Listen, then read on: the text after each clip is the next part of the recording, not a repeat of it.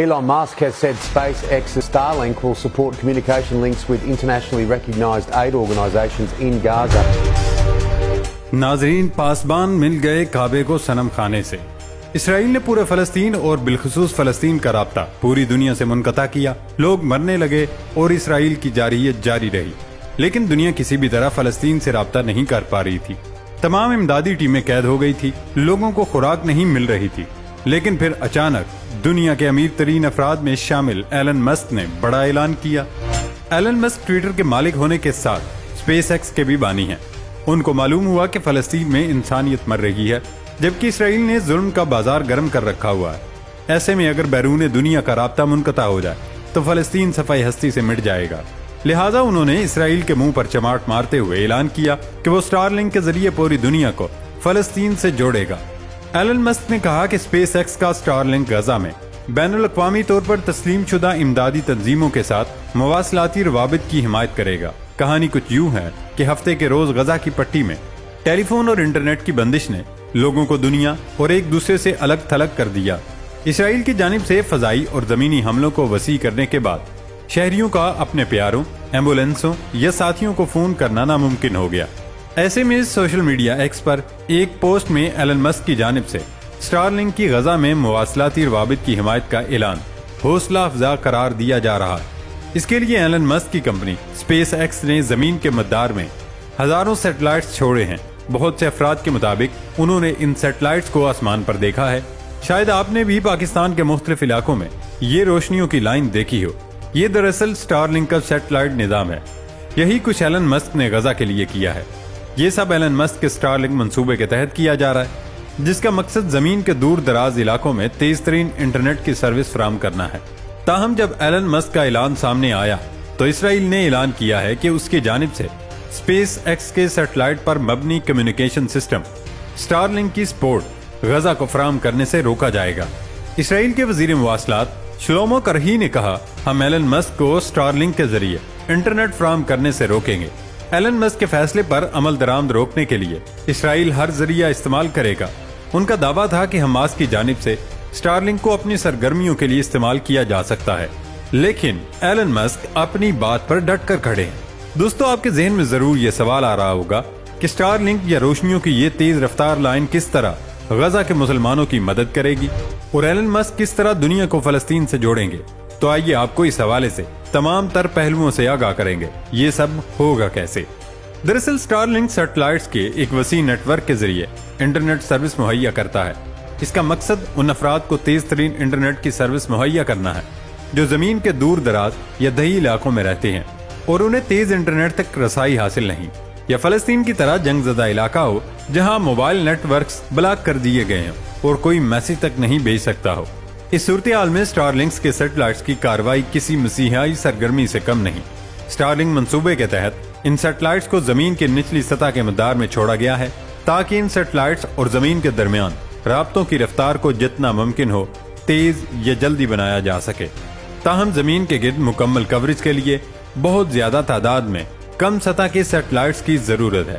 یہ خیال کیا جا رہا ہے کہ ایلن مسک کی کمپنی نے سٹار لنک منصوبے کے تحت 2018 سے لے کر اب تک تقریباً 3000 چھوٹے سیٹلائٹس زمین کے مدار میں بھیجے ہیں، اور وہ اس منصوبے کے تحت مزید 10 سے 12,000 سیٹلائٹس استعمال کر سکتے ہیں۔ روایتی انٹرنیٹ سروس کے مقابلے میں سٹار لنک مختلف طریقے سے کام کرتا ہے اور یہ سستا بھی نہیں۔ اس کی صارفین کے لیے ماہانہ $99 فیس بتائی جاتی ہے، اور سیٹلائٹ سے رابطے کے لیے استعمال میں ہونے والی ڈش اور راؤٹر کی قیمت امریکہ میں $549 جبکہ برطانیہ میں £529 ہے۔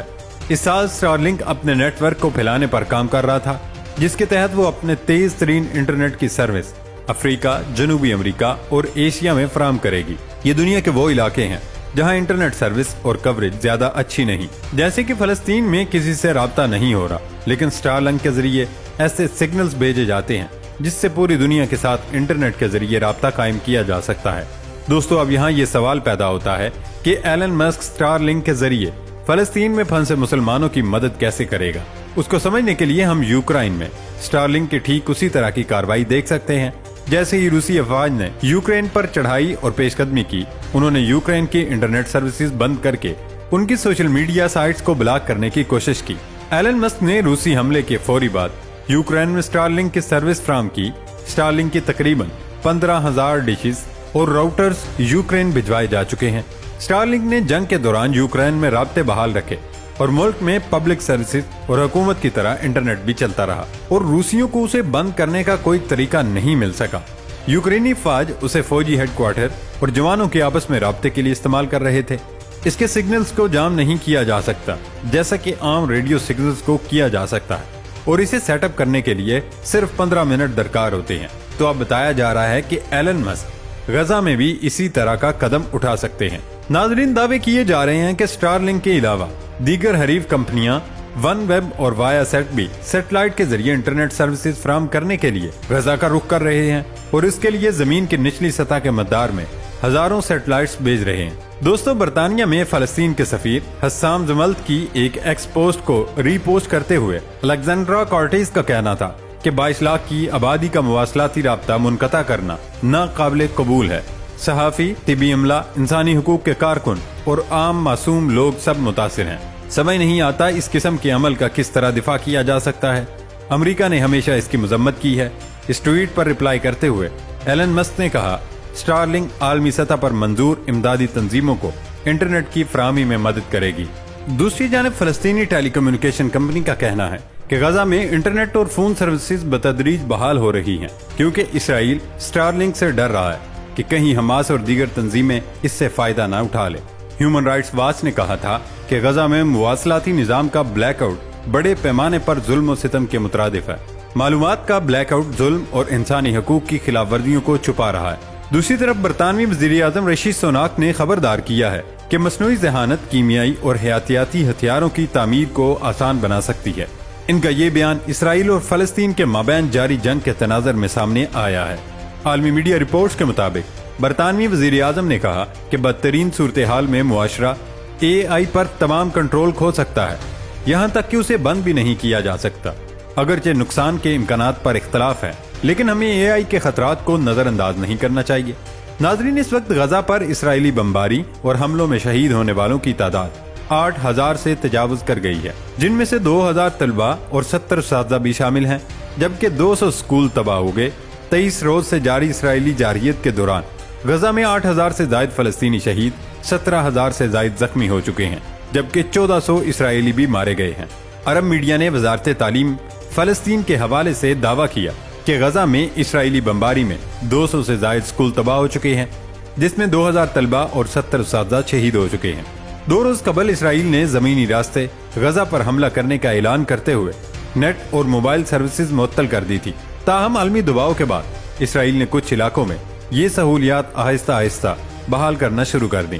ادھر اسرائیل نے القدس اسپتال کے آس پاس علاقوں میں بھی بمباری کی، جبکہ حماس نے بھی اسرائیل میں فوجی گاڑی اور ایٹمی تنصیبات کے علاقے پر راکٹس داغنے کا دعویٰ کیا ہے۔ دوسری جانب قطر کی ثالثی میں اسرائیل اور حماس کے درمیان جنگ بندی کے لیے امن مذاکرات کی کوشش بھی کی جا رہی ہے۔